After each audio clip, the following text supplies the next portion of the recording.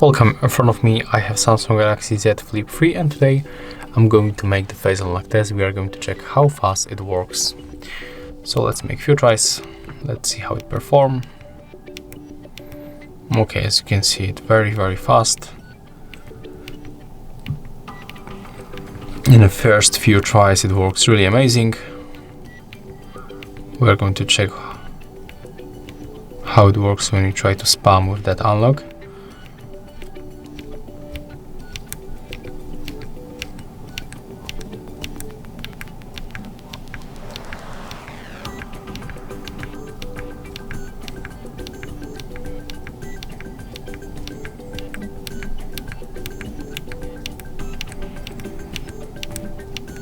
Okay, if I have to be honest, it's probably one of the fastest face unlock that I ever used in the smartphone.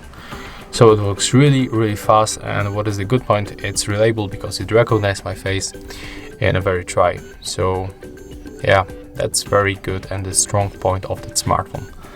If you find this video helpful, remember to leave a like, comment and subscribe.